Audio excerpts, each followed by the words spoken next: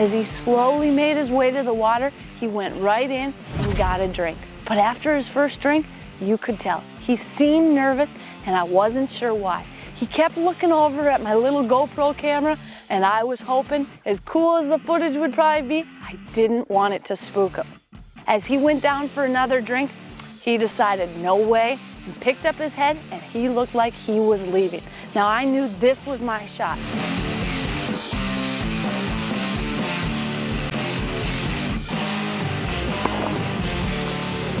I got to full draw, waited for the shot, he was broadside, and I placed it right in the area I needed to hit.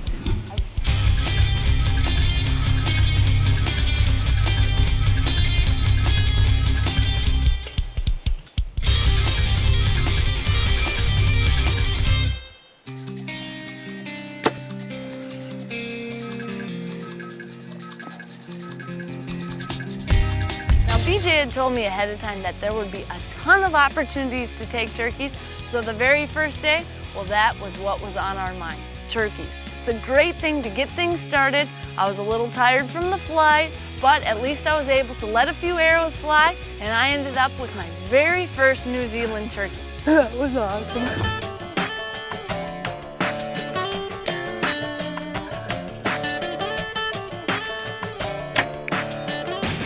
Slowly eased and paddled us in nice and close, and the next thing I know, I've got another shot.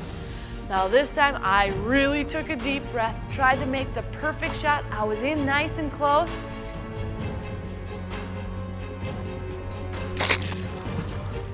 There we go.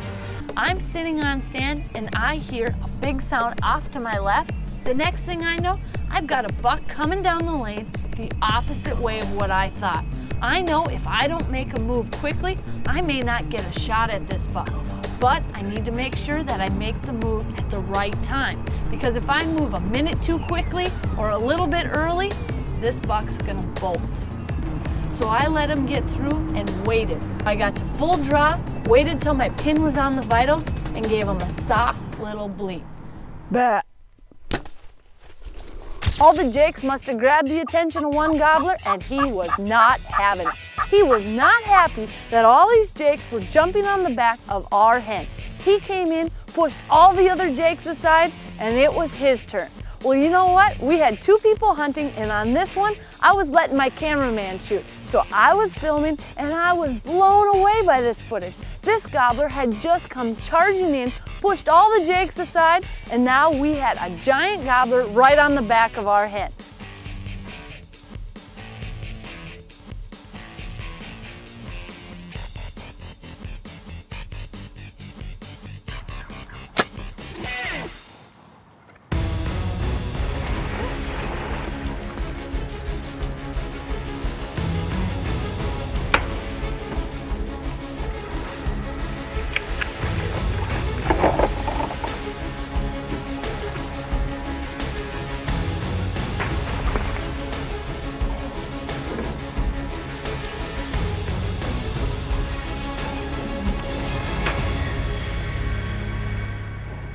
I need a bigger bow. One by one, these deer started filing through. Now I was all set up, my camera was on them, but I couldn't stop shaking. I got to full draw and I just waited. As soon as I had my shot, I released my arrow, and the coolest thing I had ever seen, I got right back on the camera and this buck went down on camera. I could hardly believe my eyes. As the light started to fade, a lone Impala ram came into the water hole. Now I was completely prepared and I wasn't gonna take a chance. It's a nice Impala ram. When he gets here, I'm gonna take him. As soon as this Impala got to my open window, I was gonna take the shot. He came in broadside, stopped perfectly, and I put a shot right behind his shoulder. I got a perfect pass through, and I had a very good idea that this was gonna be a great trick. I had another small camera set up on the opposite side, and it was capturing all the footage.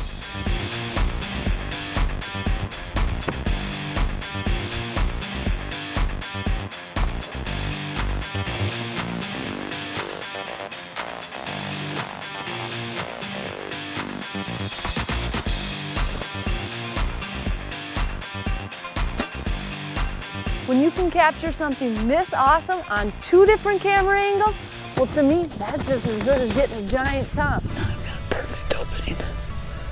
He gets that opening. Now you're on.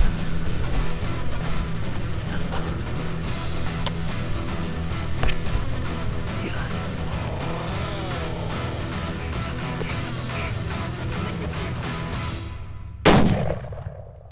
This bear is locked in and on his way. Every step he's getting closer, and every step it feels like I've been holding this pole forever. And this guy's still cutting the distance. I started with my 30-yard pin, and now he's in about 20 yards and still coming. I need to make a decision. Do I let this bear keep coming in closer, or do I take a frontal shot? On a big animal like this, I would never want to take a frontal shot unless that's your only option. Put it right under his chin. He ain't looking away. He's on us.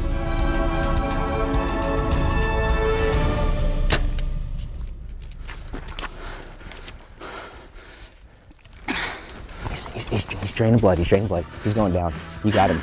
He's draining. He's draining. Was that the cool? You're never gonna do another hunt like that again in your life, girl.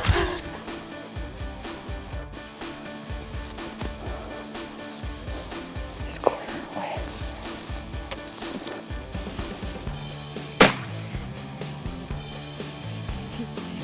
He's right there. He's still right there. He's still right there. Well done. Okay. All right. Okay. Here we go.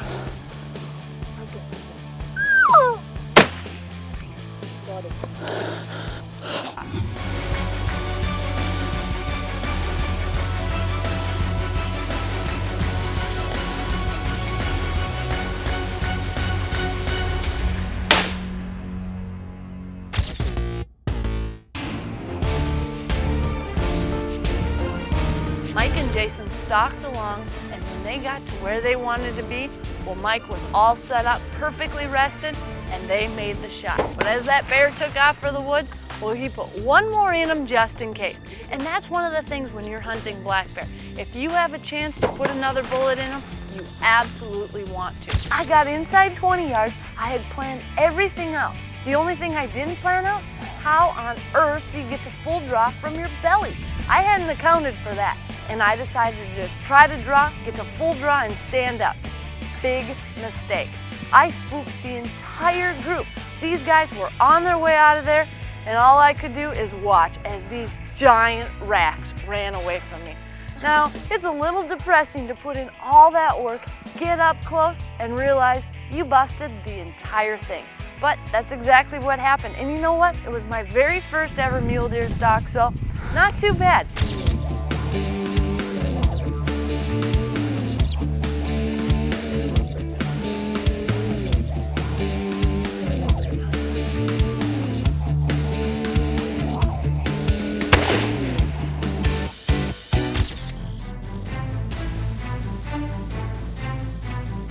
Jason and I got up closer to this bear, another huge bear. It was unbelievable. In this one cove, that were 2 giant bear we spotted.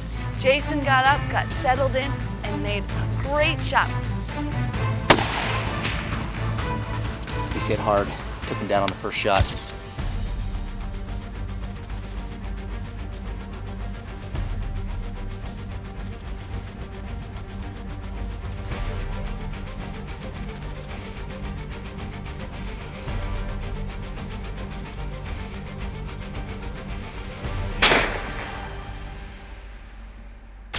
Well, I was really starting to shake, and I was trying to calm my nerves, but apparently I didn't do such a great job. When this big tom hopped off our decoy, stood perfectly broadside, and it was time for me to make the shot. Jay came in, started coming into our decoys, and this tom was not having it. He was not happy that another turkey was coming in, forgot all about the ruckus that had just happened, and he followed this Jake right in.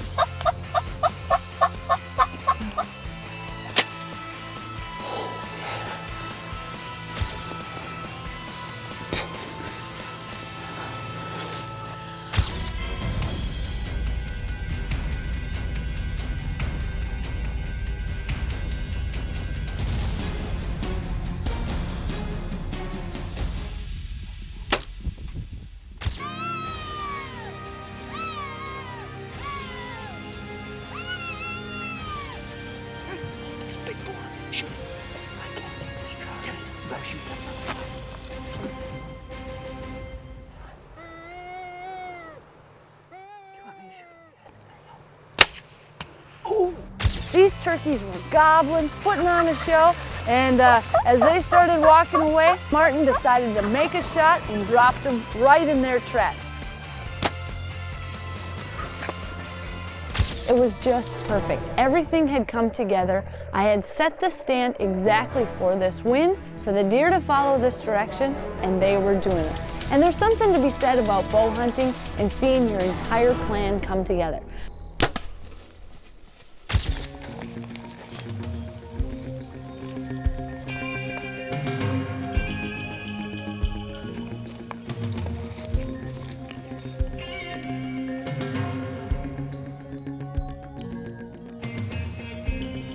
He's moving just right to left. You see him?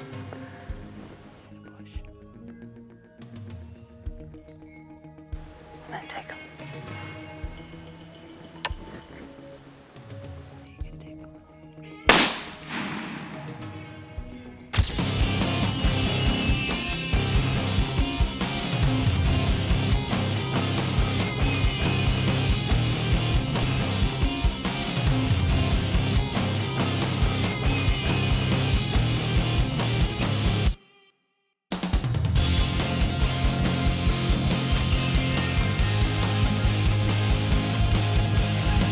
Well, my heart was racing. I wanted to let these guys do their thing and not mess them up. The problem was, I think I waited a little too long. We had turkeys in, getting great footage, and I got caught up in the moment. The next thing I know, these turkeys are headed into the weeds, and I thought I missed my chance. Well, luckily, one gobbler decided to step back out, and he just couldn't resist. The curiosity was killing him.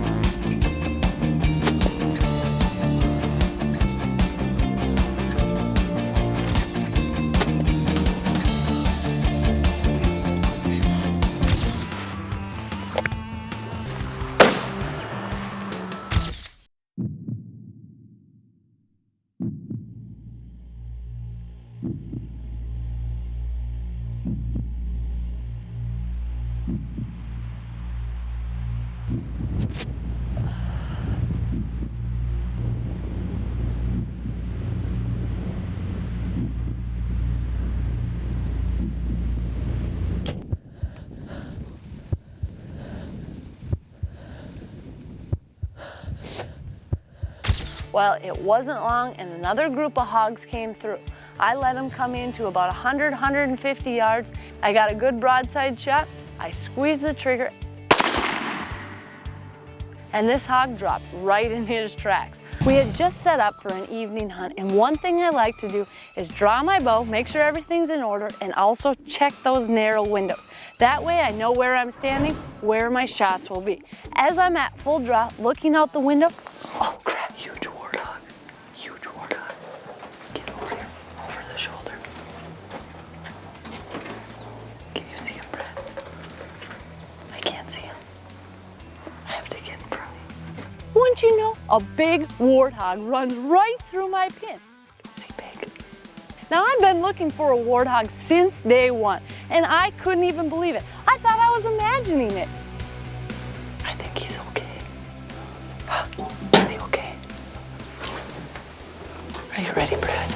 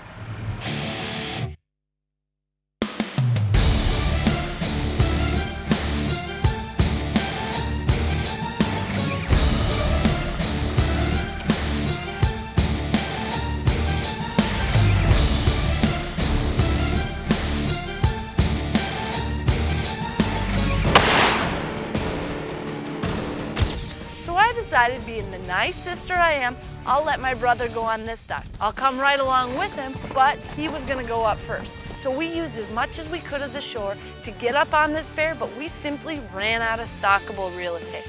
We had got to the end and there was no getting closer. Now this was about 100, 150 yard shot. My brother got down on a rock, was all set up, and before this bear could get back into the thick stuff, he made a great shot. I just got him. Oh, what a stock. That was amazing. As I looked over, there was a big hog rooting up the ground. The good news for me, he was so busy rooting up the ground that he didn't even notice that I was closing the distance. And on this hunt, well, I had a new accessory that was really making the hunt a lot easier. A bog pod shooting rest topped with a PSR. It literally doubled my yardage on how far I can comfortably shoot. Of course, water holes are fun, but when you can have Impala rutting in there, well, that makes it super exciting. Now, I already had an Impala down, but when this big ram came in, well, he was one old-looking dude.